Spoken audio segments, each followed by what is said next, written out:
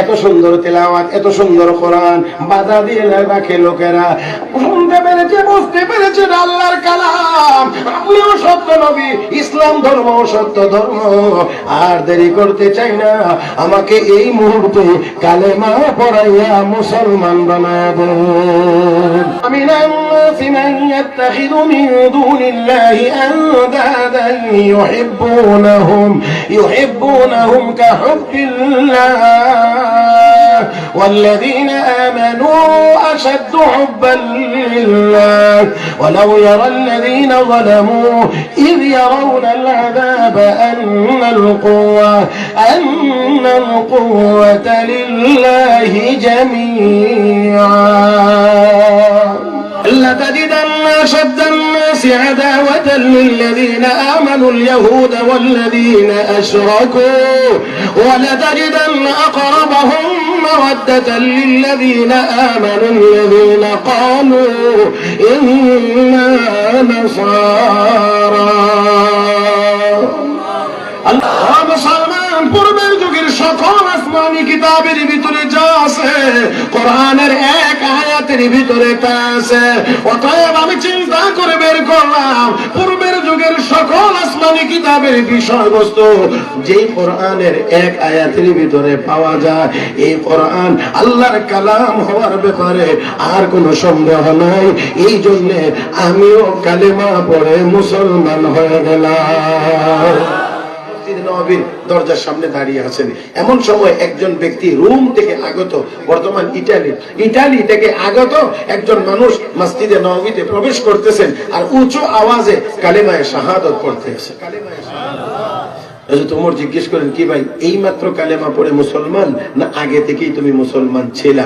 লোকটি জবাব দিয়ে বলছেন, আমি এই মাত্রই কালেমা পড়ে মুসলমান হয়েছি। কি কারণে মুসলমান হয়েছ? কোন কারণ জানা আছে যে এই কারণে মুসলমান হয়েছ? লোকটি কয়, জি ভাই ওমর, অবশ্যই কারণ জানা আছে, তবে কারণ বলার আগে একটু সংক্ষিপ্ত পরিচয়টাও আমার জেনে নেন। আমার পরিচয়, আমি একজন ইহুদি পণ্ডিত, আমি তাওরাত কিতাব সহ পূর্বের যুগের সকল আসমানি কিতাব পড়েছি। তাহলে সাধারণ মৌলবী, এই বেচারার ধর্মীয় গ্রন্থের নাম তাওরাতও পড়ছে, অন্যান্য আসমানি কিতাবও পড়ছে। তাহলে মৌলবী তো ছোট মৌলবী না বড় মৌলবী? কথা কন না কেন? আরে কোরআন তো কোরআনের আলেম হইছে না ঠিক, কিন্তু আগের যুগের যে কিতাব সেই কিতাবের তো সে বড় আলেম। আমি এই সবগুলো কিতাব পড়ে যা পাইছি, যা বুঝছি, গত কয়েকদিন আগে জেলখানার ভিতরে একজন মুসলমানের সাথে আমার সাক্ষাৎ হয়েছিল, আর ওই মুসলমান কোরআন তেলাওয়াত করতেছিল। আমি যখন সূরা নূরের 52 নম্বর আয়াতের মধ্যে এসেছি, এই আয়াতের তেলাওয়াত যখন আল্লাহর বান্দা করতেছিলেন, আমিও শুনতেছিলাম। ওয়া মাইয়ুতিল্লাহ ওয়া রাসূলহু ওয়া ইয়াখশাল্লাহ ওয়া ইয়াত্তাকি ফাউলাইকা হুমুল ফাইজুন। আয়াতে কারিমার তেলাওয়াত যখন তিনি করতেছিলেন, আমি চিন্তা করে দেখলাম এটা এমন এক আয়াত পূর্বের যুগের সমস্ত আসমানি কিতাবগুলোতে যা আছে কোরআনের এই এক আয়াতের ভিতরে সব আছে। জবানটা খুলে আর একটু আওয়াজ করে বলেন, মুসলমান পূর্বের যুগের সকল আসমানি কিতাবের ভিতরে যা আছে কোরআনের এক আয়াতের ভিতরে তা আছে।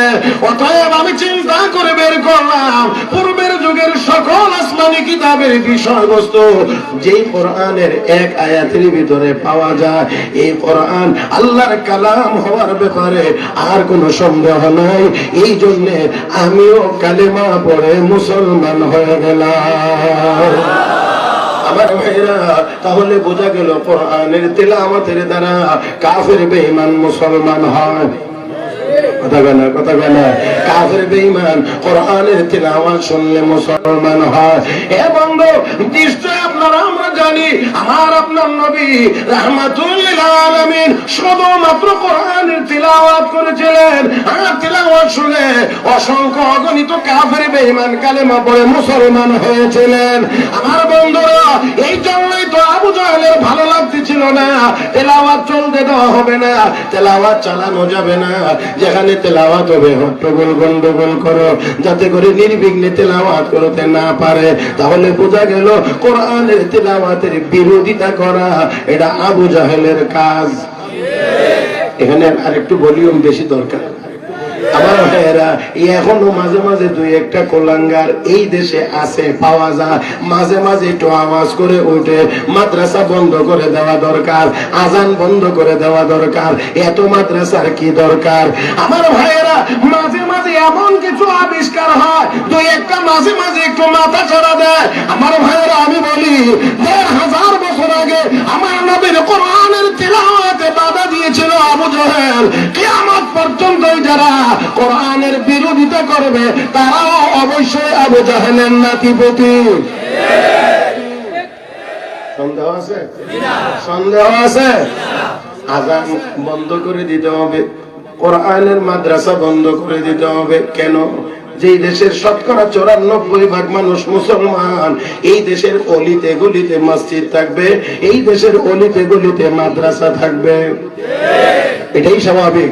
যেই দেশের ৯৪% মানুষ মুসলমান, এই দেশের অলিতে গলিতে মসজিদ মাদ্রাসা থাকবে। তোমার যদি ভালো না লাগে অন্য কোথাও তুমি চলে যাইতে পারো, শাহজালালের দেশে তোমার মতো কোলাঙ্গারের থাকার কোন অধিকার থাকতে পারে না। রাসূল তিলাওয়াত করতেন, শুনে মানুষ মুসলমান হয়ে যেত। শুধু তেলাওয়াত, শুধু তেলাওয়াত। আমি অত্যন্ত বিনয়ের সাথে বলছি, আমাদের এই কওমি মাদ্রাসাগুলোতে এলেমের যে মার্কাজ, এই মার্কাজের প্রথম কাজটাই হলো মুসলমানের সন্তানকে বিশুদ্ধ তেলাওয়াত শেখানো। নাকি? একেবারে প্রথম কাজটাই হলো গেলেই তারে ধরে দেয়, কয় আলিফ বা তা। এই উচ্চারণের অর্থ কি, উদ্দেশ্য কি? উদ্দেশ্য হলো বিশুদ্ধ কোরআনের তেলাওয়াত। কি বলেন, ঠিক না? তেলাওয়াত। কারণ এই তেলাওয়াত ছাড়া নামাজ হবে না, এই তেলাওয়াত ছাড়া নামাজ হবে না। এই জন্য নামাজ সহিশুদ্ধ করার জন্য সহিশুদ্ধ কোরআনের তেলাওয়াতের প্রয়োজন, সহিশুদ্ধ তেলাওয়াতের প্রয়োজন। আমার ভাইরা, ইয়া আইয়ুহাল্লাযীনা আমানু লা তাত্তাখিযুল ইয়াহুদা ওয়ান নাসারা আউলিয়া বা'দুহুম আউলিয়া ও বা'দ। হে ঈমানদারেরা, খ্রিস্টানদেরকে, ইহুদিদেরকে, খ্রিস্টানদেরকে তোমরা বন্ধু বানায়ো না। এরা তোমাদের বন্ধু না, এরা একে অপরের বন্ধু, তোমাদের বন্ধু না। হে মুসলমান, আজকে আমরা শত্রুকে বন্ধু মনে করি। আর আস্তে কোন লাতাজিদান্না শাদ্দান নাসি আদাওয়াতান লিল্লাযীনা আমানুল ইয়াহুদা ওয়াল্লাযীনা আশরাকু ওয়া লাতাজিদান্না আকরাবাহুম মাওয়াদ্দাতান লিল্লাযীনা আমানুল্লাযীনা ক্বালু ইন্না নাসারা। আল্লাহ রাব্বুল আলামিন বলেন, লাতাজিদান্না আশাদ্দান নাসি আদাওয়াতান লিল্লাযীনা আমানুল ইয়াহুদা।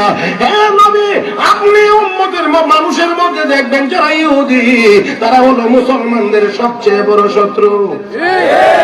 তারপরের সিরিয়ালে ওয়াল্লাযীনা আশরাকু, যারা মুশরিক। ওয়াল্লাযীনা আশরাকু, যারা মুশরিক, আল্লাহর কোরআন বলে তারা আমাদের 2 নাম্বার শত্রু। 1 নাম্বার ইহুদি, 2 নাম্বার কন্যা। ভয় লাগে নাকি? মুশরিক, মুশরিক, মুশরিক, মুশরিক, তারা হলো মুসলমানদের 2 নম্বর শত্রু। মুহতারাম হাজির, আসেন। হযরত তুফাইল ইবনে আমর রাদিয়াল্লাহু তাআলা মনে আছে কি আপনারা? না ভুলে গেছেন জানি না। মক্কাতে আসছেন, কাফের বেঈমানরা কো সাবধান, তার নাম মুহাম্মদ, তার বাবার নাম আব্দুল্লাহ। সে নবী দাবি করে একাত্মবাদের দাওয়াত দেয়, কোরআন তেলাওয়াত করে শোনায়। আর এই তেলাওয়াত শুনে অনেক মানুষ কি হয়ে যাইতেছে? বিধর্মী হয়ে যাইতেছে, বেদিন হয়ে যাইতেছে। মুসলমান হইলে বেদিন হয়, আর এরা খুব ধার্মিক। আজীব কথা, আজীব কথা। ভাইরা, সাবধান তো ভাই, তুমি কিন্তু তার কাছে যাও না। যদি তার তেলাওয়াতে ধরে লাগ, তাহলে তোমারও কিন্তু ছাড়বে, বেদিন বানিয়ে নেব, তোমার বিধর্মী বানিয়ে ফেলবে। আচ্ছা ঠিক আছে, যাবো না, আমি যাবো না, শুনবো না। ইচ্ছা করে তো শুনবো না, বুঝলাম। অনিচ্ছায় যদি আওয়াজ চলে আসে, এটা বলে কেমনে সহজে বুঝেন। আপনারা এখানে বসে ওয়াজ শুনতেছেন, অনেক আছে রাস্তা দিয়ে চলে যাচ্ছে, উনি এখানে আসার নিয়ত নাই, আসবেও না, কিন্তু যাওয়ার কারণে মাইকের আওয়াজ কানে যাইতেছে কিনা, এটা হলো অনিচ্ছা।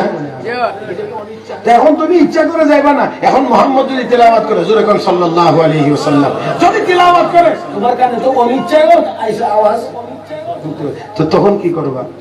এটা তো একটা কথাই, তাহলে এক কাজ করি, বলে কি ও কানের ভিতরে তুলা ঢুকে কেন? কি না শুনবার লাগে তোলা? কোরআন না শুনবার জন্য তোলা। আমি পরবর্তী কথা বলার আগে আপনাদের কাছ থেকে জানতে চাইবো, এই তোলার ভিতরেও আমার আল্লাহ যদি চান তাহলে আওয়াজ পৌঁছাইতে পারবেন না? হ্যাঁ হ্যাঁ, যারা বলেন নাই তাদের বিশ্বাসে একটু ঘাটতি আছে। আল্লাহ চাইলে তোলার ভিতরে পারেন। قل اللهم مالك الملك تؤتي الملك من تشاء وتنزع الملك ممن تشاء وتعز من تشاء وتذل من تشاء بيدك الخير إنك على كل شيء قدير। সকল ক্ষমতার একমাত্র মালিক, জবান করলে সকল ক্ষমতার একমাত্র মালিক। ومن الناس من يتخذ من دون الله أندادا يحبونهم كحب الله والذين آمنوا أشد حبا لله ولو يرى الذين ظلموا إذ يرون العذاب أن القوة لله جميعا। আওয়াজ করে বলেন সকল ক্ষমতার একমাত্র মালিক।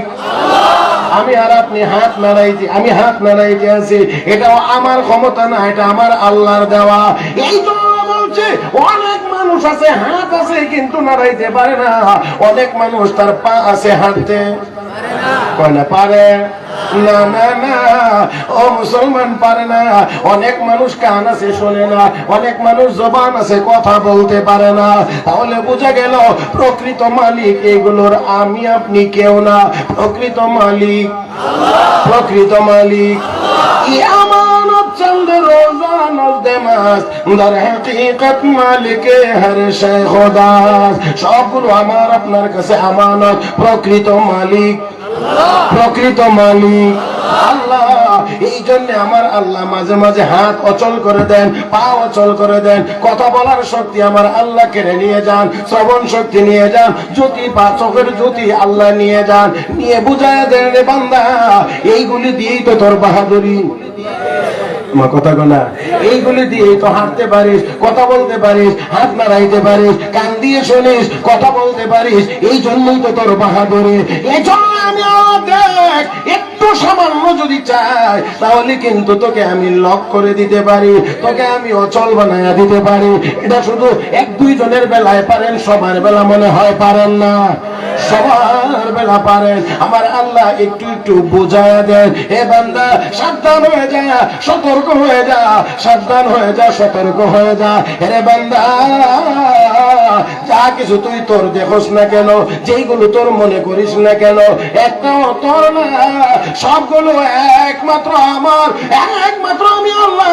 আমি আল্লাহ দয়া করে তোকে যতটুকু দেই তুই ততটুকুই পাবে, যতটুকু তোর কাছে রাখি ততটুকুই থাকবে। আমি চাইলে মুহূর্তের ভিতরে তোর সবগুলোকে অচল করে দিতে। মাশাআল্লাহ জোরে কান পারেননি না, পারেন না আমার ভাইয়েরা, আমার বন্ধুরা। যাই হোক আসুন, বলছিলাম আল্লাহ নবীর সাহাবী কানে তুলা ঢুকাইছেন, মুসলমান তখন হন নাই। আমি বলছিলাম তুলার ভিতরে আওয়াজ পৌঁছানোর ক্ষমতা আমার আল্লাহর নাই না আছে? আরো যদি কঠিন হয় সেটাও আমার আল্লাহ পারেননি না, পারেন না? আরো যদি কঠিন হয়, আরো যদি কঠিন হয় আমার আল্লাহ পারবেননি না, পারবেন বলেন না, আবু জাহেল হাতে মুঠ করে ছোট ছোট পাথর কণা নিয়ে এসেছে আর বলছে, ও মুহাম্মদ, যদি বলতে পারো আমার হাতের ভিতরে কি আছে, আমি এক্ষুনি কালেমা পড়ে মুসলমান হয়ে যাব। আসল কথা হলো মুসলমান হওয়া না, নবীকে অপমান করা, বেইজ্জতি করা, বিব্রত করা। উত্তর যদি দিতে না পারে তাহলে কি হাঁটবে আর বদনাম করবে। জিজ্ঞাসিলাম, বলতে পারে না।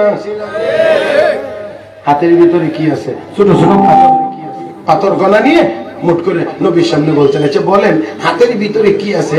এটা অনেক সময় আন্দাজ করে বললেও অনেক সময় হয়ে যায়। আবু জাহেল যে আঙ্গিকে এখানে প্রশ্ন করেছে, আমার নবী সেই আঙ্গিকে এই প্রশ্নের জবাব দিলে হয় না। আল্লাহর নবী আল্লাহর কাছে দোয়া করেন, আল্লাহ আবু জাহেলের হাতের ভিতরে কি জানায় দাও না, একটু বলে দিই। আল্লাহ জিবরাইল রে কও, জিবরাইল যাও আমার হাবিব রে গিয়ে কও। এই এত সহজ প্রশ্নের উত্তর দিলে সাইয়্যিদুল মুরসালিন, ইমামুল মুরসালিন এই পদের সাথে এটা মানায় না। প্রশ্ন আরো কঠিন হোক, তারপরে উত্তর হবে। প্রশ্ন কঠিন হবে কেমনে? আমার হাবিব রে গিয়ে বলো, উনি যেন তার চাচারে গিয়ে কয় যে, চাচা আমি বলবো তোমার হাতের ভিতরে কি, না তোমার হাতের ভিতরেরটা বলবে আমি কে। ও তোমরা কেউ আবু জাহেল চাচার হাতের মুঠির ভিতরে আসো, একটু বলো তো আমার পরিচয় কি। সবগুলো পাথর কোনার ভিতর দিয়ে কালেমায়ে তয়্যিবার আওয়াজ বের হয়ে গেছে।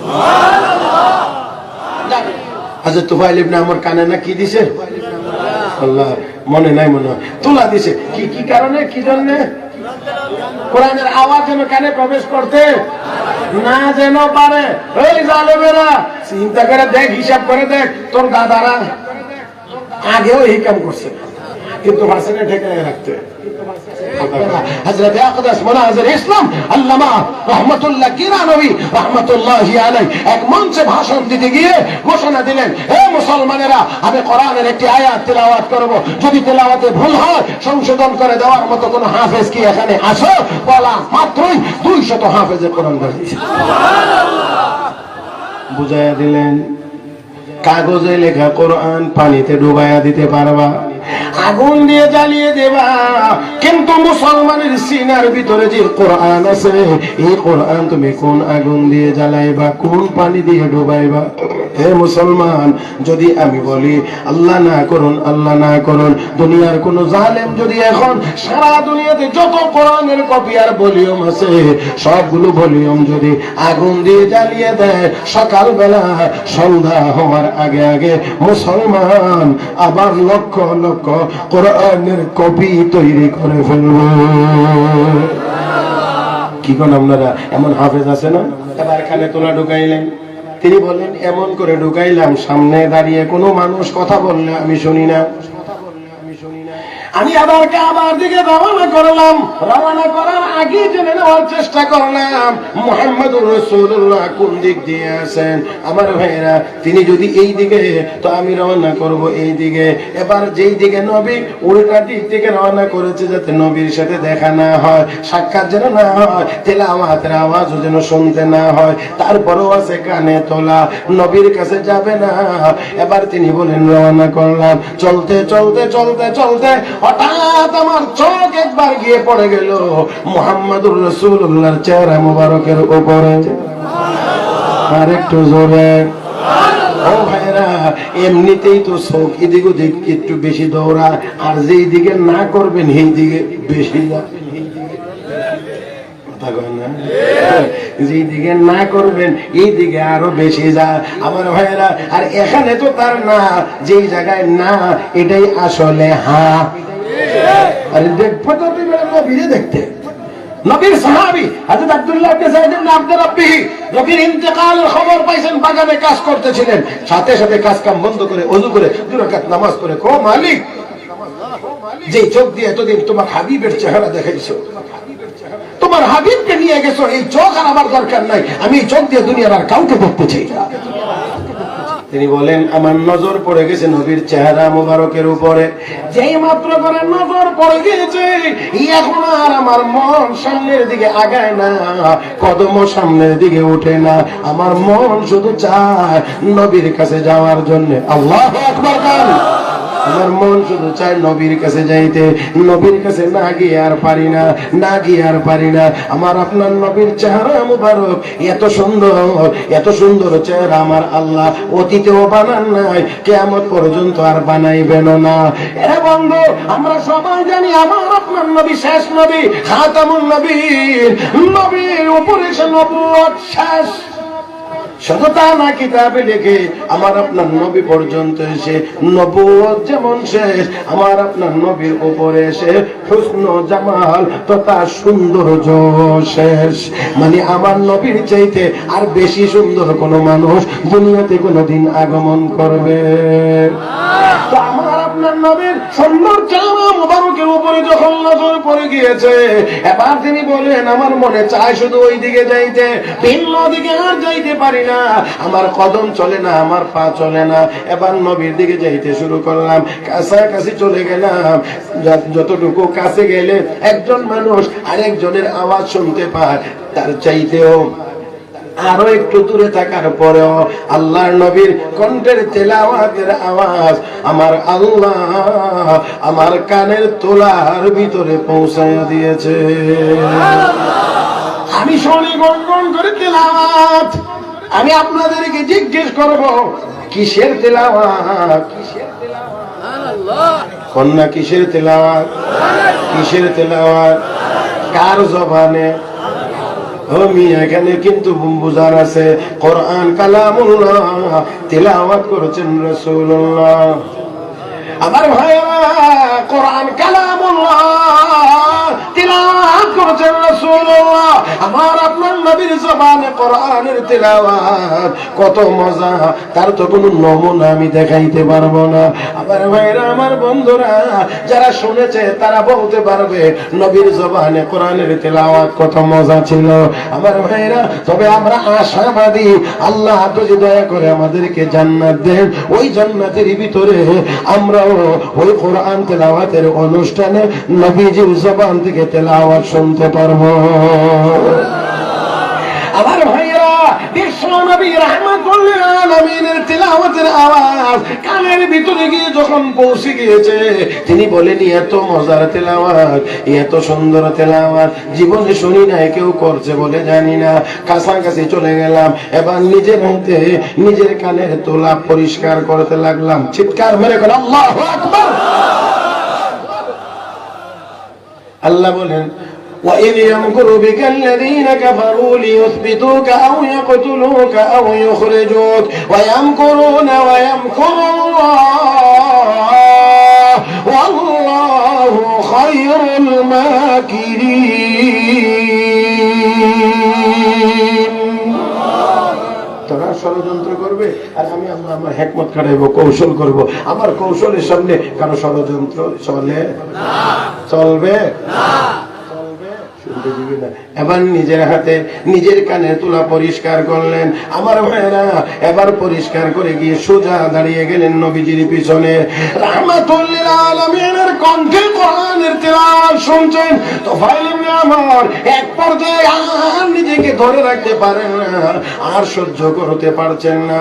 আমার ভাইরা, আমার বন্ধুরা, নবীজির সামনে গিয়ে আবার বলতে আছেন, ও মুহাম্মদ, জোরে কোন সাল্লাল্লাহু আলাইহি ওয়াসাল্লাম, ওগো নবীজি, আপনি এত সুন্দর কোরআন তিলাওয়াত করেন, যা জীবনে কোনোদিন শুনি নাই। কেউ তিলাওয়াত করেছেন বলেও জানি না, অথচ এই তিলাওয়াত শুনতে বাধা দেয় মক্কার লোকজন। আমার বুঝ হয়ে গিয়েছে এই কালাম দুনিয়ার কোনো মানুষের বানানো হইতে পারে না। আপনাদের কি মনে হয় কোরআন কি বানানো হতে পারে? কেউ বানাইতে পারবে না? না, আমার আল্লাহ ১,৫০০ বছর আগে চ্যালেঞ্জ করে রেখেছেন, ওয়াইন কুনতুম ফি রাইবিন মিম্মা নাযালনা আলা আবদিনা ফাতু বিসূরাতিন মিন মিসলি ওয়াদউ শুহাদাকুম মিন দুনিল্লাহ ইন কুনতুম সাদিকিন। فإن لم تفعلوا ولن تفعلوا فاتقوا النار التي وقودها الناس والحجارة أعدت للكافرين. আল্লাহ কোরআনে একটা ছোট্ট সূরা আল্লাহ তো পারলে বানায় আনো। এই চ্যালেঞ্জ এখনো আছে, এই চ্যালেঞ্জ এখনো আছে আল্লাহর পক্ষ থেকে, কিয়ামত পর্যন্ত থাকবে। আল্লাহ আমার কোরআনের মতো কোনো সন্দেহ যদি থাকে তেমন একটা ছোট্ট সূরা বানায় আনো। ইন্না আতাইনাকাল কাউসার ফাসাল্লি লিরাব্বিকা ওয়ানহার ইন্না শানিয়াকা হুয়াল আবতার, এমন একটা সূরা বানায় নিয়ে আসো। কিয়ামতের আগ পর্যন্ত কারো দ্বারা সম্ভব হবে? মক্কার কাফের বেঈমানরা বলছিল চাইলে এমন কোরআন আমরাও বানাইতে পারি, বানায় আনো। এখন আর পারে না, এখন সর্বশেষ গিয়া কি কথা ইসাহাদা কালামুল বাশার, এটা মানুষের বানানো কালাম না। এখন তিনি বলেন এত সুন্দর কালাম, এত সুন্দর তেলাওয়াত, এত সুন্দর কোরআন বাধা দিয়ে রাখে লোকেরা। শুনতে পেরেছে, বুঝতে পেরেছে আল্লাহর কালাম, আপনিও সত্য নবী, ইসলাম ধর্ম সত্য ধর্ম। আর দেরি করতে চাই না, আমাকে এই মুহূর্তে কালেমা পড়াইয়া মুসলমান বানায় দেন। আল্লাহু আকবার। মুসলমান, শুধু মুসলমান না, আল্লামা ইদ্রিস কান্দলভী রাহমাতুল্লাহ আলাইহি লিখেন মুসলমান হওয়ার পরে কইয়া রাসূলুল্লাহ আমি একলা কালেমা পড়লাম এটা তো যথেষ্ট না, আমার আত্মীয় স্বজনের কাছে কালেমার দাওয়াত দিতে চাই। আপনি আমার লাগে একটু দোয়া করে দেন না, আল্লাহ আমার জন্য এমন একটা কিছু দান করেন যেটা দেখে মানুষ যেন আকৃষ্ট হয়ে কালেমা গ্রহণ করে। নবীকে ঠিক আছে দোয়া করে দিলাম, দোয়া করে নবী ফু দিয়ে দিয়েছেন তার লাঠির মধ্যে। এখন লাঠি অন্ধকার জায়গার মধ্যে বললেন এই ব্যক্তি নবী হিজরত করে মদিনায় চলে গেছেন, আর উনি একলা তাবলীগ শুরু করছেন। ওনার আত্মীয় স্বজনের মধ্যে তাবলীগ শুরু করছেন, দাওয়াতের মেহনত শুরু করছেন। এই একজনের মেহনতের দ্বারা নবী যখন হিজরত করে মদিনায়, এই বেটার দাওয়াতের দ্বারা 40 থেকে 50টা পরিবারের সকল সদস্যকে কালেমাওয়ালা বানায়া হিজরত করে মদিনায় গিয়ে নবীর সাথে সাক্ষাৎ করেছে।